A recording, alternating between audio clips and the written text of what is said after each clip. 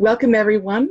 Welcome to the Four Mothers of the Women's Spirituality Online Resource Center. Today, we are here with Glenys Livingstone. Hello, Glenys. Welcome. Hello, Vajra. Wonderful to have you here. I'm Vajra Ma, and I am your hostess and the curator of the center. I want to give you a little context, our viewers, give you a little context so that we can place this interview in a wider perspective for all of you.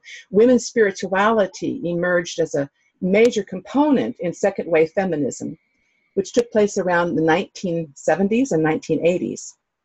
But many people today don't know about these courageous and radical, and by radical I mean to the root, women who brought forth women's spirituality. They developed authentic spiritual practices and experiences beyond the boundaries of patriarchal religion. These feminists followed their conviction, their passion, their inner feeling, and they built upon a growing scholarly body of knowledge to connect with the female honoring and earth honoring spirituality that preceded the last 6,000 to 10,000 years of the patriarchal father gods. These four mothers, along with many other feminists, pioneered a diverse spiritual orientation based in respect, reverence, and relationship with all. The four mothers of that emergence are not only historically significant, but they are, many of them, continuing their vital work today. And that's why this online resource center was created, to provide an historical overview via personal testimonies and recollections about the first 2 decades of women's spirituality movement, and to bring us forward into their work today, the wisdom for today.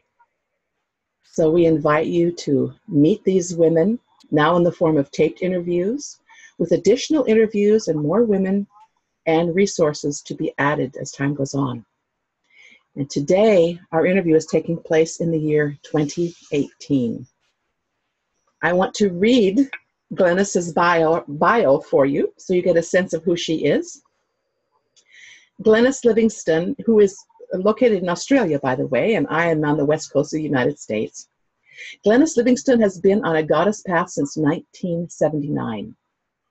This has included diverse spiritualities and a scientific perspective. It has included inner work as well as academic scholarship.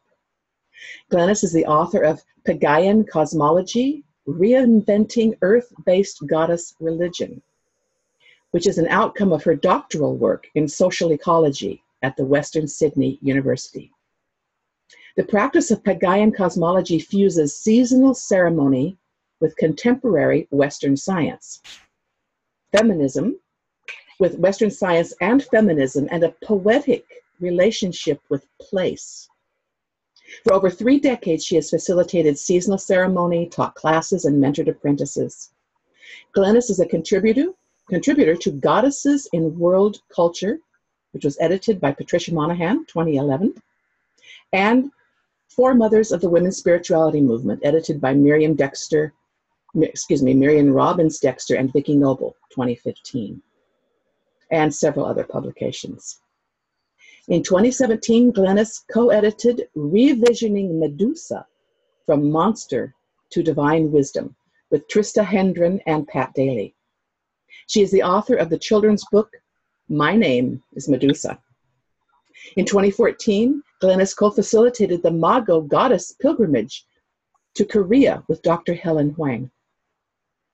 Glenys has produced Pagayan Cosmology meditation CDs and teaches a year-long online course called Celebrating Cosmogenesis in the Wheel of the Year for both hemispheres.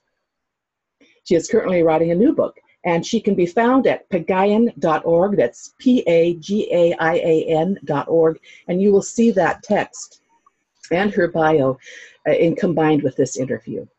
So, Glenys, welcome. I am so delighted to have you here. You have a remarkable story and a remarkable body of work. The first thing thank you.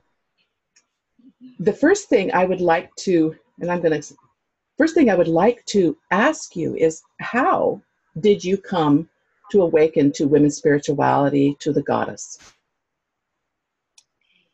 that turning point in 1979, I guess there was a build-up to that, but 1979 was a decision that I made to jump the fence from patriarchal religions, and because I felt like I had tasted the best and it was time to go. I guess the first wake up to there may be some female metaphor for the divine was in 1974 when I was sitting in a church, pregnant, single, and alone, and I had this flash from out of nowhere. What if the deity was female? This went through my brain, and it was a wild idea. I don't know where it came from, but I knew in that instant everything would be different. I was single, alone, pregnant, at an unmarried mother's home, as we did those days. In any case, it was that epiphany and then I had nowhere to go, but I had nowhere to go with it. And it wasn't until 1978 that I first heard the word goddess at a women's circle at the Graduate Theological Union, sitting in circle with Rosemary Radford Ruther. I heard the word goddess. So that was in 1978, but it wasn't until 1979 when I finally decided that this was my path. I wanted to know more about the Great Mother. I wanted to know about the goddess. I wanted to know that story, what happened. So that was where it really began. And then I was actually in the midst of a master's program at the Graduate Theological Union. It was the master's in theology and philosophy. And I made the decision that my thesis would be research into the Great Mother, her story. And I called that motherhood mythology. And I had a Jesuit supervisor, and it was fine. I went on the path, really, in search of the Great Mother then. That's remarkable. It's very instructive that you had never heard of the goddess and that you just intuited from some kind of inner knowing. What if there was a female deity? It had never occurred to me as a child or even as an adult to even think of that. So that is something you brought with you, but something that can be tapped in by everyone. And then, of course, I got support. I mean, I got then, by 1978, I was getting support then from reading, and that kind of information was coming in then. Yes. And that's another important aspect, is that we feed each other. We are, I think you have described it as being mothers to each other. Yes, and informing each other, with the hyphen, forming each other. Beautiful. Yes. Well, then how did it evolve? How did you start doing your actual work?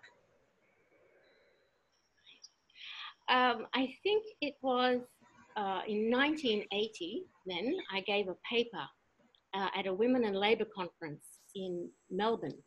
That was my first stepping out into the public arena with, and it was Women in Religion, What's Happening.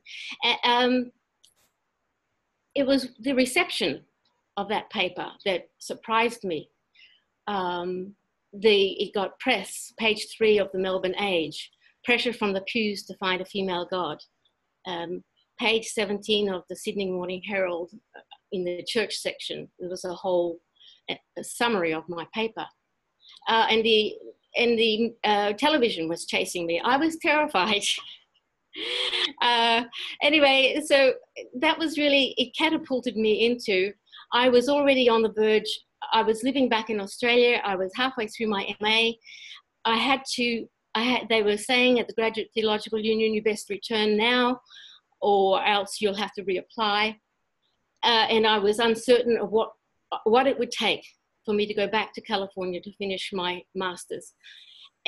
But with this attention, I guess, that I got, and knowing that and then I had a dream. It was a dream. And dreams have often been significant in my path. I was on the plane. I was dressed in animal skins. I had a spear, and there was a voice that said, you shall rise up, Glenys, and your ancient spear will find its mark. And There was also a warning of being wounded as I turned to go. And then there was also an image of my hair was grey and it was being cut. So that dream sort of really gave me the message. It's like, okay, it's important, it's time to go. And so I made the decision to leave my family and to return to the United States to finish because I couldn't do it here in Australia. They were telling me that I could, but I would be leading the way. Well, I didn't want to lead the way. I wasn't ready to lead the way. And I knew there was a lot happening in California. I knew that. And so off I went. Yes. 1980. 1980. What did you find in California? You went to Berkeley, right? Yes, I went to Berkeley to finish my master's on motherhood ethology.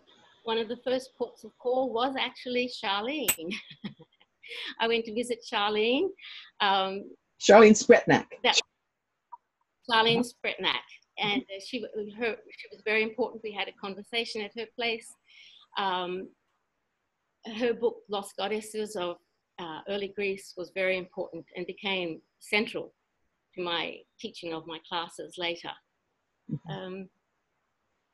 So let's see, there we are. After the master's, I stayed in Berkeley for a while, but then returned to Australia for some time. And I started doing the seasonal celebrations in the late 80s. When I returned to Australia, I could no longer do the Christmas and the in summer and the Easter in autumn. I mean, I wasn't doing the Christian things anyway, but those celebrations were happening. And I started celebrating winter in Australia, which meant to do it in June. So that started happening in the late 80s.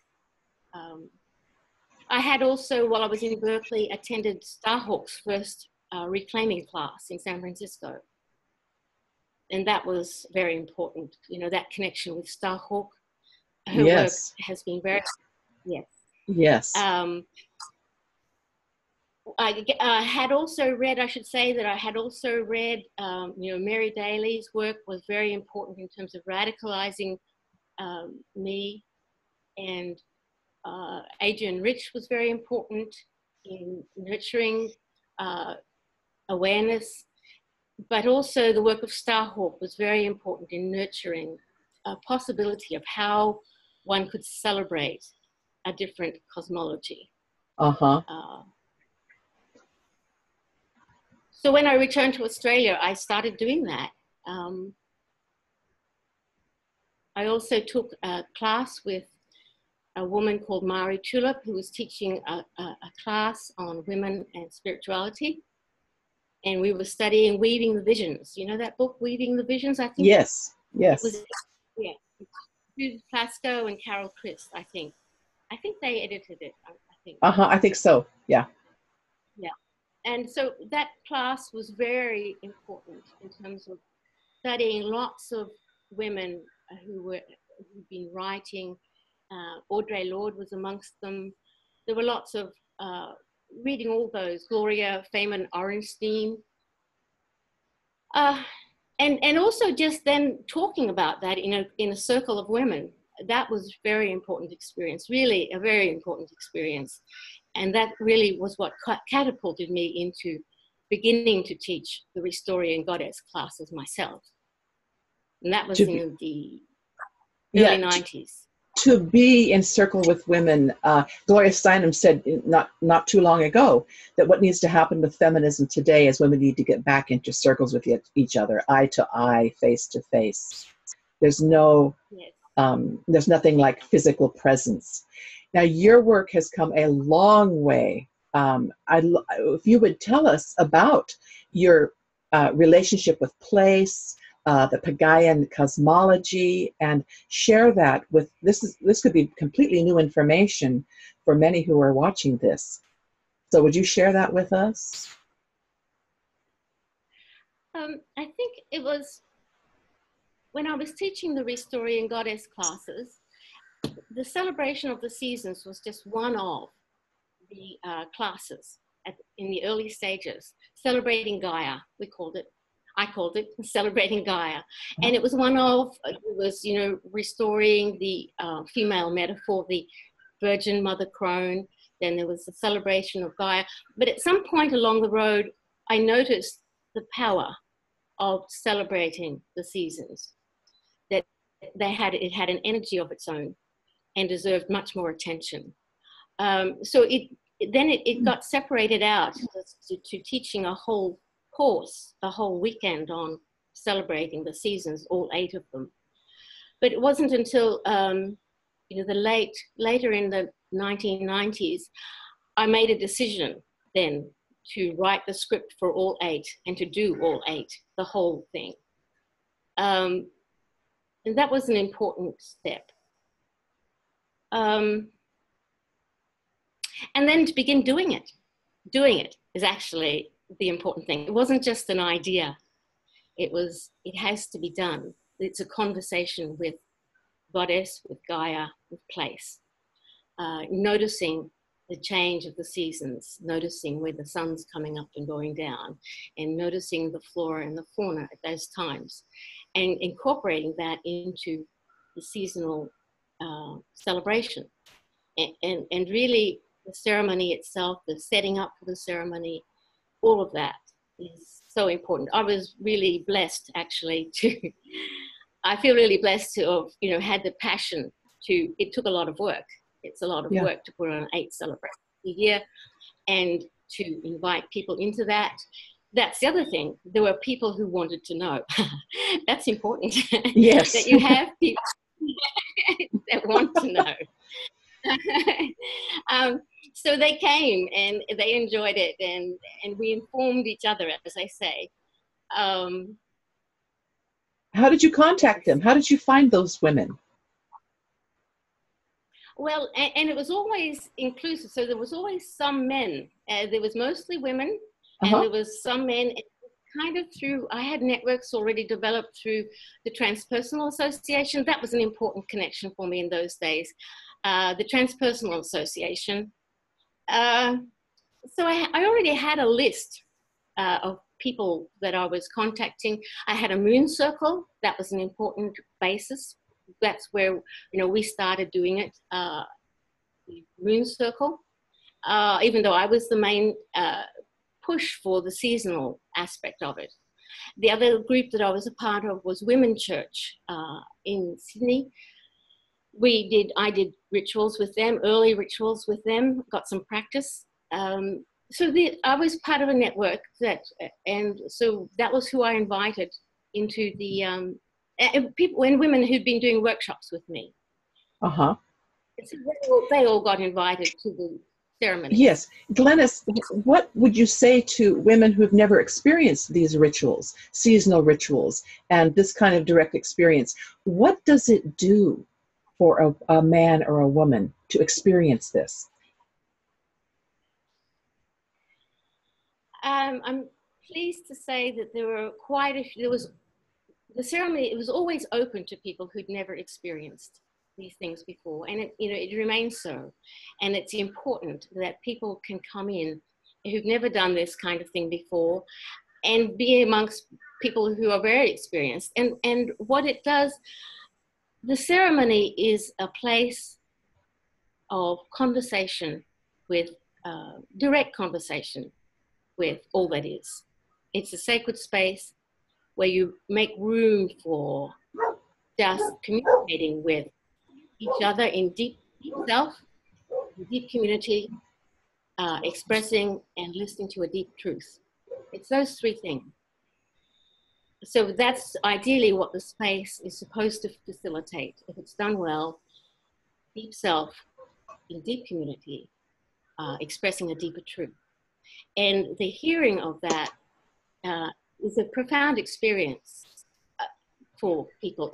There are people who do it on their own, in solitary, but to do it in community and to hear others is an important experience.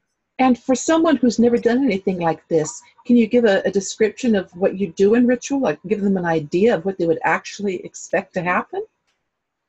Right. Well, the first thing that's done is you know, well, the warming up to the space, that the space is beautiful and inviting. And then the warming up with people in casual conversation, but, you know, with respect. And then when we come to the circle, speaking with each other, at the beginning of the ceremony is, you know, often we do it with drumming.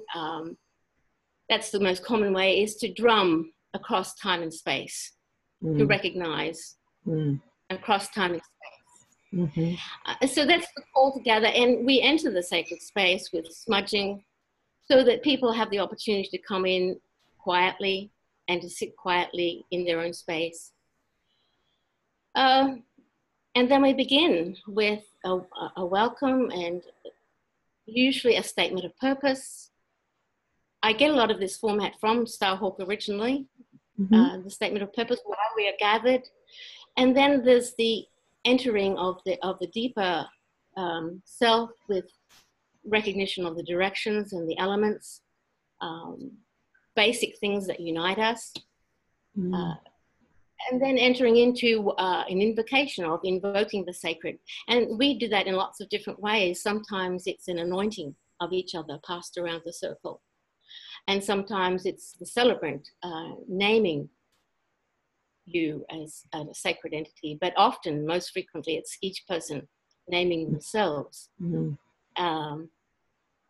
Say, for instance, at Samhain, I use some of Robin Morgan's poetry, where she says, we call the divine by 1,000 names, uttering ourselves.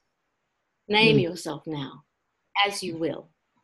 So each person then names themselves as they wish at that time. And usually it's some deep self that they want to express. So that's one example of the invocation. It's really so different from Christian liturgies and ceremonies, because you're really bringing yourself to it. You're really bringing your own, you're bringing you, and it's co-created. Someone guides it, of course, but it's co-created. It goes into the heart. You connect with other people instead of sitting in a pew looking at a priest do something. Yes, you're right, Ashima. That's very important. And people will say, "Oh, I'm going to come along and just watch." I said, "No, sorry, you can't." Oh, no. Doesn't work. No. You must participate. And the same with people would bring, you know, and say if they wanted to bring children, I said, "Yeah, that's fine. That the children just have to be able to participate, and they would be always encouraged, helped to participate." And it was always wonderful how they did. Yeah. You have built yes, but that is very. Say that again. It is very different. It is very different, as you say. You know, it's participatory, and you bring yourself to it. Yeah. You have built a beautiful space called Moon Court. Would you tell us about that? I have a little picture. I don't know if you can see it. Oh yeah, show us. I don't know if that's right. Yes, beautiful. It is up on my website. Yes, beautiful space that my partner really helped to build. Really, it was his gift in a way to my work. And we didn't really know how we were going to do it exactly. And we had a builder who was very willing to go with the organic process. The first thing that we knew that we needed and that we already had marked out was where the sun rose at summer solstice. We knew where that was in our backyard, and we marked it. And then where the sun rose at the equinox, we had that marked. And really that was really almost all we had. So when the building started, we then had to just sort of say, well, if that's the distance between the summer solstice and the equinox, then it must be the same difference to the winter solstice. we didn't have, but we said, well, that must be so. So that's what we did. And then we had special windows for those locations for the summer solstice, a marker for the equinoxes, and one for the winter solstice. We had one especially made. I had a vulva-shaped window with the triple spiral in the middle of it. We commissioned someone to make that. So they were the first things that went into position in our moon court. And we didn't know what we were going to call it, and the name came through various ways, long story, to moon court. Mm-hmm. And that was in 2008 that that happened. And all the seasonal ceremonies continued to happen in the midst of the construction. I have photos of the celebrations and the table set up, sometimes in the middle of the foundations, and the ritual celebrations went on in the midst of it all. And it is a beautiful space. It's like a womb space. Yeah, yeah. When you say that you combine science and feminism and poetic relationship with place, how is it that science comes into your work? I was very passionate about the work of Brian Swim and Thomas Berry in telling of the universe story. I was also, I had already called my spirituality Gaian, but it was influenced by my understanding of the universe story, the unfolding of the cosmos. That was very important to me. It was also very important to Charlene, and that's part of Charlene Spretnak. That was part of my connection with Charlene Spretnak later, is that she was also very connected to that story in her work, and which is why Charlene was later a reader for me for my PhD. So the universe story, I think, makes all the difference to the celebration of the Wheel of the Year and the celebration of Gaia. I think an understanding of cosmogenesis, the unfolding of the cosmos, was very important. And when I came to do my PhD, I thought, well, they've got to come together somehow. I'm passionate about the goddess in her three qualities, Virgin Mother Crone. I want to do a study of the goddess in her three qualities. That's very important. That's what it's got to be. But it's also must involve the universe story because I'm passionate about that story. And Thomas Berry had developed three qualities. He had three qualities of cosmogenesis. And I thought, aha, maybe they go together. And so that was one of the first things is putting those three qualities of cosmogenesis together with the three qualities of the goddess, the three faces. And that was a revelation and an experience as well. And I don't know if you want me to go into that. That's another story of how they actually came together. But it developed my understanding of the triple goddess as a dynamic that unfolds the cosmos. She is the dynamic. It's an expression of the dynamic that unfolds the cosmos. It was that ultimate.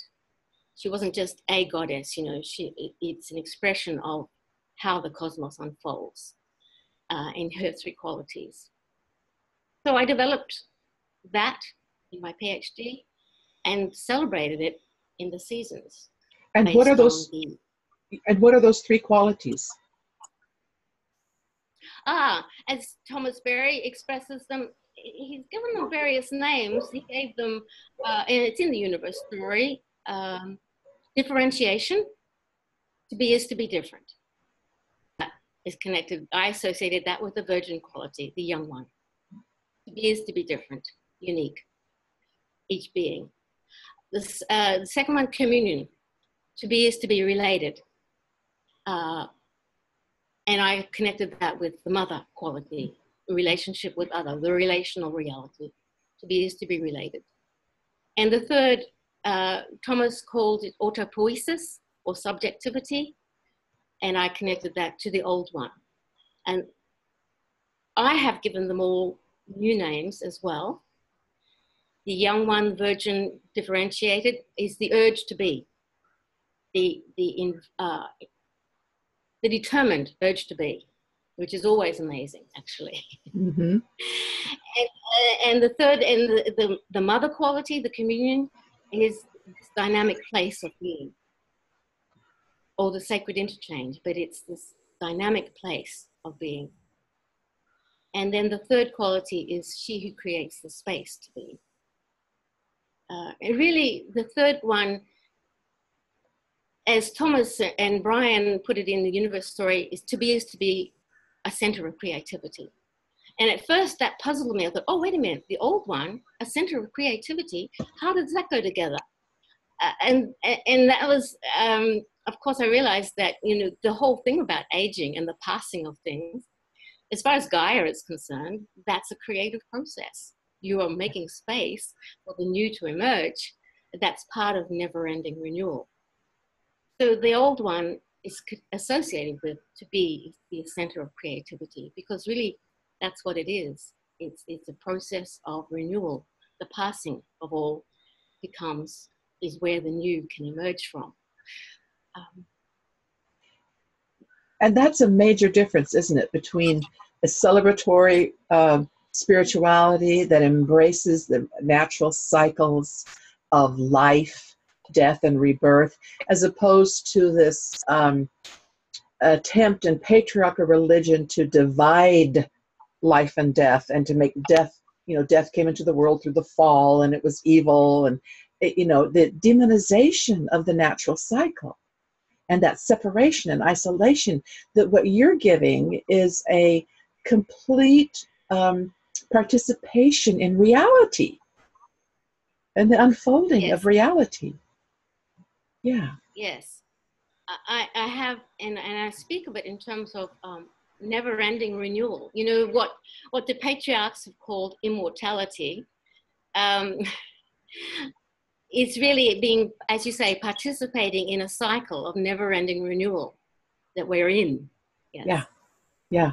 And once you see that, it's so obvious, because every spring there's a renewal. And then there's the height of summer, and then there's the dying of the leaves and the descent of the energy in autumn, and then there's the winter. But in the winter, you see the buds. I see the buds here on our land in October and November. They're there waiting to come into the spring. And it's just amazing how there's really no distinct separation like there is in between life and death in the patriarchal religion. So. Yes. Yeah. Yeah. Yes, the whole thing about being afraid of or as if death is something that's not normal, that we need to be saved from. We need to be saved from death. Yeah, yeah. Good luck. Yeah. and I guess, and you know, that really does affect the psychology of the whole culture, really. Yeah. And you know, part of the problem of still believing that you can throw something away, that you can put it away, that it's something different. But you know, and then the other radical thing is realizing that actually we're part of this whole thing, and the aging process that, you know, we think is, you know, there's something wrong with it. It's a creative process, and that's, you know, we do participate in the passing of all. That's one of the radical things, I think, in goddess religion, a goddess spirituality. I tend to call it a religion because I see it as a practice. It's a practice. It's not just an idea. And that's why I use the word religion, which is problematic for some people. Well, yeah, and religion literally means to relink, doesn't it? To relink. That's how, yeah. Well, that's how I understand it. Religion means to bond and to link, as you say. And that's why I use the word. What you shared a lot of information. And I'm going to ask you, is what you've been describing the Pagayan cosmology? And yes. What would you say? How would you present this to a child?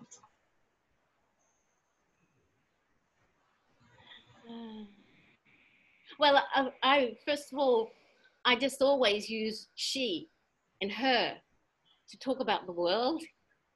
That was one of the things. That was one of the things as I grew up, and I began to notice with radicalization, there's that the whole world is described as he. People describe, you know, little animals, and sometimes even hens, for heaven's sakes, and cows as he's. It's chronic. So to begin to think of how you're describing the world, and and I would talk to the child in terms, and I did to my own children, she's and he and hers, and just to counter the chronic masculinization of everything, most things. Yeah. So that's I begin, I think. I begin there, as well as, broadening the roles that women, girls and boys play. That was one of my early papers, was on, how in 1979, of how children are discriminated against on the basis of sex in stories. So I think broadening a little girl's or a little boy's expectations of what and who they can be.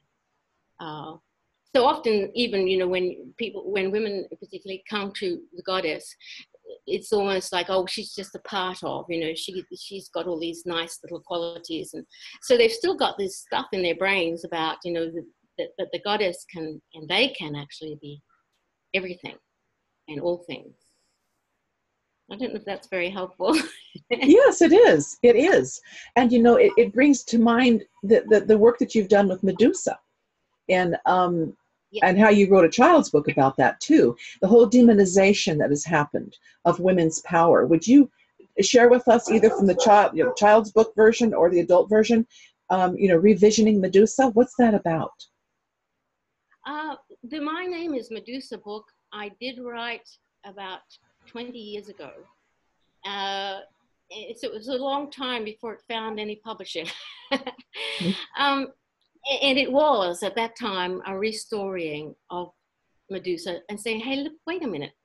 The dark is actually a nurturant place. There's all this story going on about the dark being a bad place, but it's actually a place where we go when we need comfort. You pull the covers up over you. So it was the beginning of restoring who and what the dark was. And that's really where what the story of My Name is Medusa was for myself, a writing of that. And as I say, it was 20 years before it found a publisher, thanks to Trista Hendren. Very good. Trista does, yes. It was restoring of all of that. We plant seeds in the ground. All things begin in the dark. They begin in the dark. The womb. They begin in the womb. It starts. That's it, right? It begins in the womb. So this part of the story was, reminding a child and reminding ourselves that that's where we began, and that's where life begins, and where seeds grow. Well, why was Medusa demonized? Her snaky hair. What is her snaky hair about? And who was she originally, or anything that can help revision her? Well, one of the questions that came to my mind very early on was, is it the restoring? It seemed to me that it was the restoring of the face of Medusa as a face of wisdom rather than as a monster that was key to changing our psychology and key to our changing our relationship to the earth. The restoring of this face that had been demonized to a face of wisdom. And it had to do with incorporating the dark and the power and the nurturance of that, and the necessity for ferocity sometimes. That had to be. The snakes, yes, she's a very complex image. And Patricia Monaghan actually does an excellent job in Oh Mother Son. That's a very important book where she restores Medusa there very well, and hints that Medusa is actually a sun goddess, and it's, one doesn't look directly at the sun. It's not a good thing. You'll go blind. Yeah, that's right. And that the snake, hair is like rays of the sun. That Medusa in her earliest times was perhaps a sun goddess, and that's part of what the snakes are about. The snakes are, of course, are about wisdom as well, and the knowledge of life and death. And she's got them on her head after all. So she just came to me. I guess she came to me as important restoring. Well, she's a really good example of the great reversal, as Mary Daly called it, to reverse the sun goddess into this dark, demonic, terrifying thing, to be avoided, and to have her head cut off. Yes, that's right. Yeah. Yeah, there was something else about that too, but anyway, yeah. Maybe it'll come back, right? The sound is going down a little bit. I'm not sure if our signal's getting weak or it's something I might be able to. Know. Yeah, I'll try and talk a little bit louder. Okay, good. That's good. Yeah. Do you want to talk about the new book you're working on? Oh, go ahead. The thing about Medusa, I think, that I wanted to say is that even patriarchal religions say, you can't look at the face of God. You can't look at the face of God and live. I say the God. The face of God and live. They say that. So it's the same. I guess it could be similar. You think, well, for the face of Medusa, that's, to look at her face and live. So that's true of any deity. Yeah. As it is true of the sun. Absolutely. Yeah. Did you want to speak about the new book you're working on? Okay, the new book. Yeah. Well, it's taken a bit of discipline for me to focus, but it's really an update on Pagaian cosmology. Pagaian cosmology came out of the early stages and came out of the doctorate work. So a new book's really needed in terms of just updating the story, and I want to put it together in a slightly new way. There's new things, that need to be. There's some old things in the book, and I think, oh no, don't do it like that anymore, or I don't say it like that anymore. We evolve, don't we? We definitely evolve. Yeah. So you just have to hope that your readers are forgiving and saying, oh well, they take what they need, and anyway, so that's partly why I want to do a new book.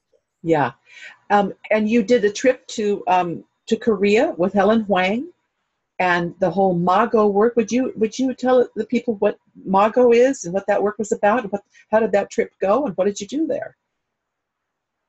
Yes, the work with Helen Huang has been very important. And I think it is very important in terms of opening up, the Asian, for the Western mind, it's very important to step across into other cultures where the goddess and Helen Huang has her work cut out for her in terms of Margot being a very, very the primal understanding of goddess in East Asia, coming from old Korea. It's a bit like old Europe, The equivalent is, Maria Cimbudas doing work on old Europe. Well, old Korea has a different story. And contact with that old Korea. And it's really amazing, actually, how similar some of the megalithic, the stone constructions in Korea, come from old Korea, are very similar to stone constructions in old Europe. There are similarities in the old Korea, and making contact with that. And that's what Helen's work is primarily about. And she's got a lot of work involved in that. My contact with it has been very important. I felt very privileged to be invited to go with her. And it was on the occasion of the national acceptance of Margoism as the primal indigenous religion of Korea. They had fought for years against Christian resistance to the claiming of that. But it was finally recognized, and that's what we were attending, was the Margot Festival in October, which was an opening of the Margot stronghold, the goddess stronghold in Mount Jiri in Korea, South Korea. I felt so privileged to be amongst those people and to be invited. Helen and I were invited at the last part of the ritual, the ceremony, which was an amazing ceremony, to actually come into the center. I was totally shocked. So Helen and I went into the center, and then we went up the stairs to the Temple of the Three Sages, right? To light the candles in the Temple of the Three Sages. Helen had to hold my hand. I was terrified as we went up the stairs to that temple. Oh. And, you know, and of course, the Temple of the Three Sages has an earlier story, as you can imagine, in the three qualities. Right. The ancient. Yeah. Was that nationally recognized? Was that a nationally recognized? Yes, that is extraordinary. Yes. And Glenys, considering that it was only a week or so ago that, excuse me, North Korea and South Korean leaders came together and decided to officially end the war between North and South Korea, is quite extraordinary. What a movement! I think Korea is more important than people realize. We met amazing people there in Korea and Mount Jiri and places, and the old texts and the old philosophy of that place, I think, are very significant. It's like the women's spirituality is global. We're using the phrase women's spirituality. Goddess is everything, and in all the forces and the movement and creation and the beingness. And you've spoken about how important for the Western mind to get some insight into the Eastern mind. And we're unified. We're really unified through the primordial mother. And that's a real sense. And Helen Huang is doing that work. And I think I'm just delighted to have heard a little bit of your experience there, because I think it's really significant. And it brings through that women's spirituality, the feminine wisdom is universal. It's global. And it includes all, male, female, animal, earth, all of that. Well, to my mind, it seems obviously that we are seamlessly connected. We're seamlessly connected to origins at all times. The origins are present at all times. Because if it had been cut, then we wouldn't be here. So we are seamlessly connected to across time and space. And really that's what goddess spirit religion is about, is for me. It's about the primordial mother and that level at which we are all primordially connected and seamlessly so. And that is reality, and the forgetting of that leads to the kind of aberrations we have of violence and desecrating the earth and desecrating women and war and that sort of thing. So it really... Yes, and when... Go ahead. When the god... Sorry, when the god emerged, and wanted to take power, he would say things like, "Oh, I can be mother, I can be maternal too," but I was always interested how he never menstruated. The god, the patriarchal god would, "Oh, I can feed you like a nursing mother, and I can be like a hen, and I can conceive, and you can be born out of my head," but he never actually menstruated. Right. Which is a shamanic descent every month that a woman does when she's in her bleeding years, right? She goes from life to death, the egg, the death, and then the renewal, all the three things that you've spoken about. And I know that in Korea was very strong with female shamans. That was a very strong, lineage. Yes, we got to be part of and witness that. Yes, it is strong. I had a lovely connection with a woman actually who at one of the conferences who named herself as a Mudang, Mudang. She was a Mudang. And at first when Helen heard me use that word, she said, oh, that word is like, you know, it's like witch. But this woman, and as many of them, are reclaiming that history for themselves. So I had a lovely connection with this woman. That's wonderful. That is wonderful. It's such an expression of your Pagayan cosmology, universal. Yeah. So we're coming to the end, I think, of our time together. Is there any last thing you would like to say about the goddess, about what needs to happen, what you would like to where you would like to see this kind of spirituality go? Anything? I think people should be encouraged, because I think there are a lot of young ones, particularly, who are starting from a whole new place and a whole new sense of integrity. There are plenty on the ground with a new sense of integrity, and so I think but I do think there needs to be a focus on the development of the deep self, a listening to the deep self. Can be a lot of distraction in this world, particularly with social media. It can be very distracting. It can be encouraging because you've got connections, but it can also, the downside is that there's not enough focus on the deep self and listening to the self, which of course is connected to the well of creativity. It's the deep self.